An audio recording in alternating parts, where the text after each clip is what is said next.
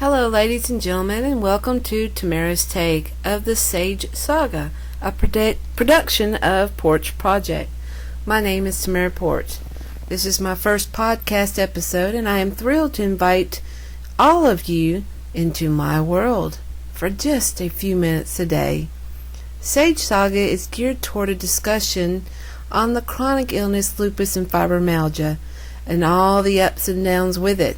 The idea is to gain attention for our fight and in hope of one day finding a cure. For those who have never heard of lupus and fibromyalgia, I do invite you to go to lupus.org and fmaware.org to find out more.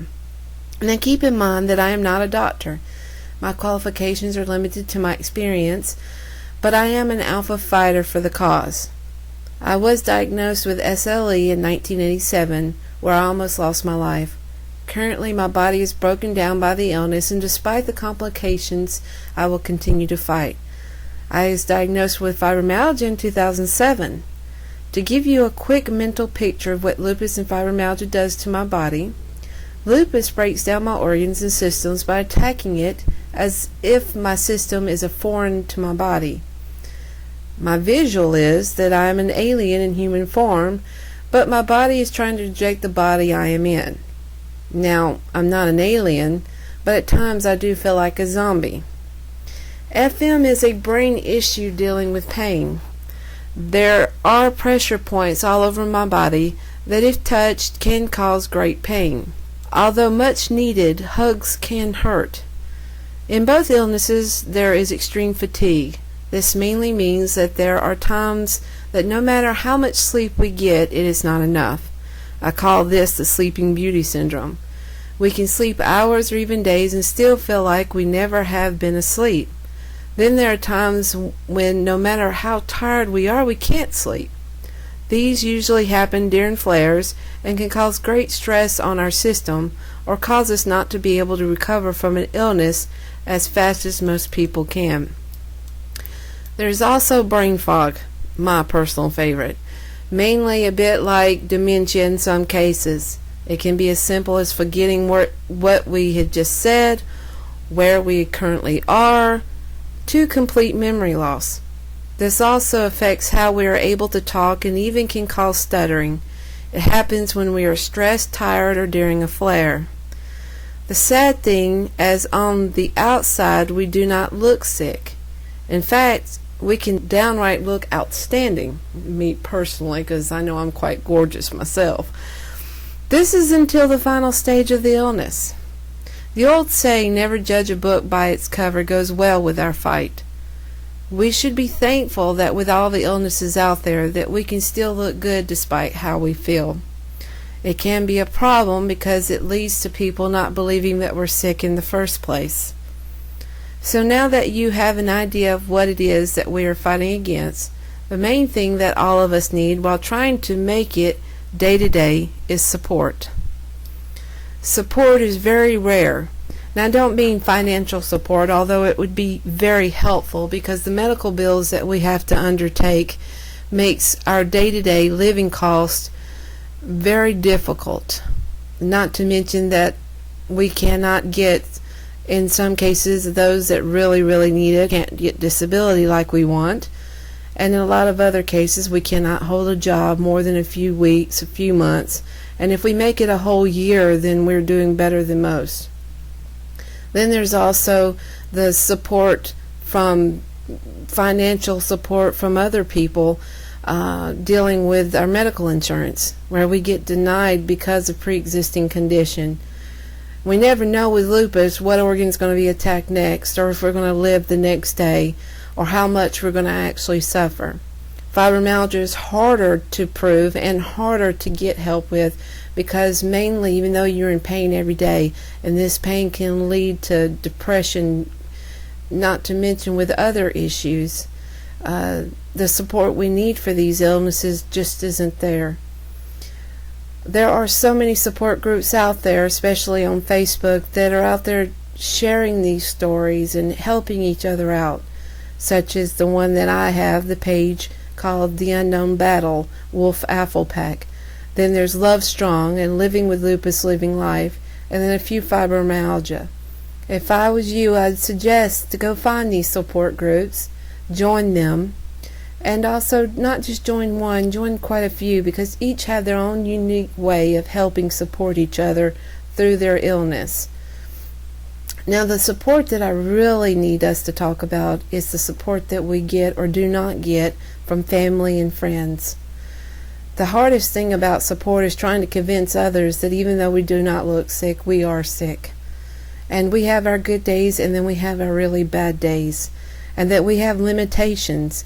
And these limitations, even though that we want to do so much more, we are tied down by the chains of this illness and can't break free. A lot of people can't understand that.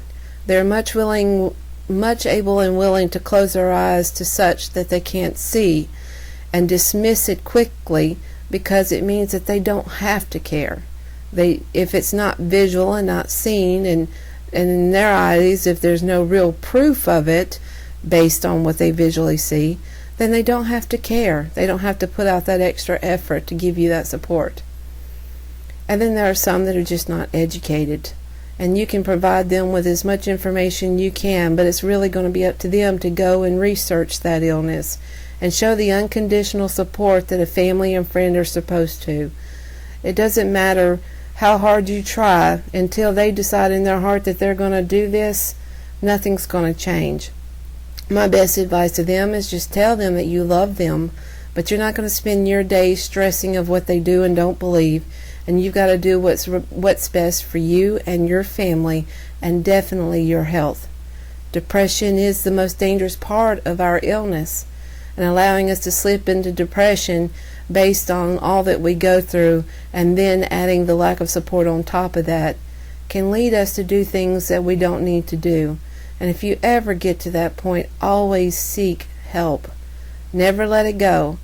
A lot of men out there that have this illness are more inclined to stay quiet because they don't want to seem weak, or don't understand it, or just don't believe what's going on with them, or that there's any help out there for them.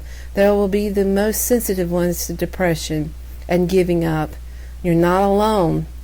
You are out there suffering, but you're out there for a reason. You have the right to live your life, and you have the right to exist.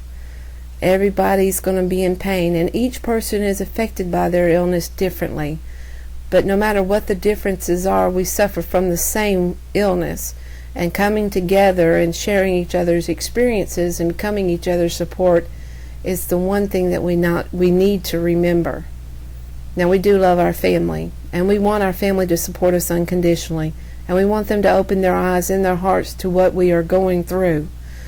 But remember, don't kill yourself trying to get them to see. You have to live by example and make decisions on what you're going to do, and do it.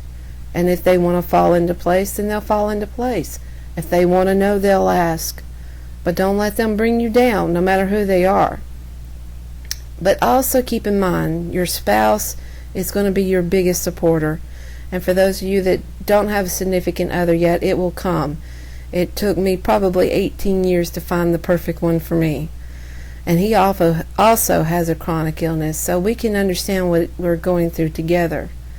But they are your heroes, and although we hurt and sometimes don't compliment them for the small things they do, we need to let them know they are our heroes, and we appreciate what they're doing, and we understand that it's hard on them as it is on us, and that their words and their encouragement means a great deal to our fight and our cause, and supporting us not only just in home, but in front of family members and in front of the public, is the greatest accomplishment for helping us with our support needs.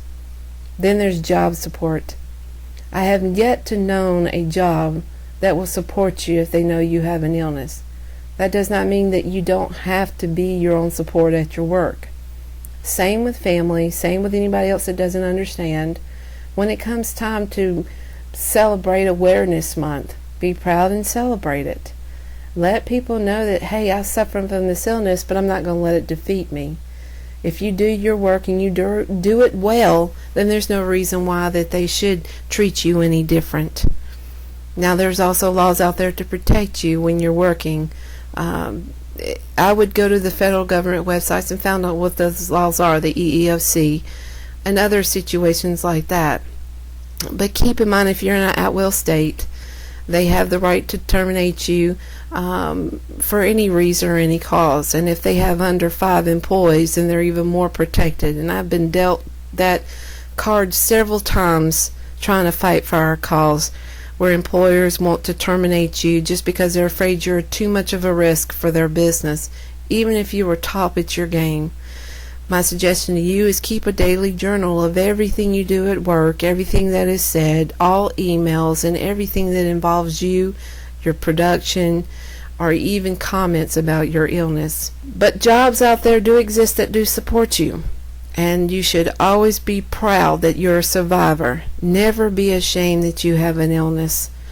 We didn't choose to have this illness, and we even wish that it could just find a cure and go away. We would never wish it on anybody else. But that's what makes us strong alphas. Because we have this illness, we're going to fight. We're going to fight for our right and for a cure. So don't give up. You don't have to be belligerent, you don't have to be overbearing, but you do have to stand up for your rights. And friend supports, for any friends that are out there, and I'm sure if you've had friends, you've lost quite a few, and you have rare few that understand. Personally, I have maybe 2 or 3, aside from my support group friends that truly understand.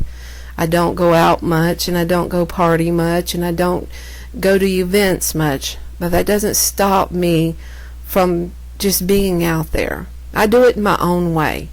And just because I don't have tons of sorority friends or friends that I've had my whole life doesn't mean that, again, that I don't deserve the friends I have, and that they are not the precious and most wonderful few that I have. They are. They are great. And those are the ones that are going to be with you no matter what, even if it's just 1 or 2. It would be nice to have the following of so many people and the respect of so many people. But if it came that easy, then it wouldn't be nothing worth fighting for. Now, being strong enough is going to be up to us. Being able to get through this illness on our worst days and get out of bed and keep moving. We won't get awards and we won't get recognized for our efforts unless we truly have somebody in the home that's willing to pat us on the back and encourage us. But we have to encourage ourselves. When we are sick and having a bad day and we do get out of bed, then we should be able to gift ourselves. We should be able to pat ourselves on the back and be proud of our efforts and what we do. We should be able to go buy a new pair of shoes or just a new magazine or whatever, or even get a pedicure or manicure for the fact that we got out of bed and we lived another day and we fought for our cause. We don't want depression to sink in at any moment or any time in our life, but it does. And it comes on us sometimes slow and it comes on us quick. And it sometimes is caused by the different medications that we're on. And this feeling of depression is nothing we can control. It sometimes can be controlled with medication, but when it does come on, that feeling of despair and sadness and not being able to move forward, all of that is chemical, and it can be devastating. So please, if you do feel that way, get to your doctor soon, and know, no matter how you feel currently, you can get through this, even if it means talking to a friend. Don't let it beat you. Know that there is a way to get out of it. And no matter how your body's making you feel or telling you how to feel, there is a better way to feel. Now, this is just my first episode, and I want to invite people to comment, to share your stories, and ask if you would like to know about something. I want us to get out there and get heard. I want us to continue fighting the cause, and I want us to become known. I don't want our illness to go down in history quietly. The only way we're going to be able to get what we need in life is to stand up for it. I invite you to find me on Sage Tamara Heather Poarch on Facebook, or message me, befriend me, find the Battle of the Unknown, which is my page, or just email me at Tamara, Tamara, Poarch, Poarch at yahoo.com. Let me know what you think. Let me know what you'd like to hear. Know that you're loved and that I support you and that I'm going to fight for you and that you're worthy of who you are and the fact that you belong. Keep fighting, Alphas, and keep rocking on. This is Tamara. Have a blessed day.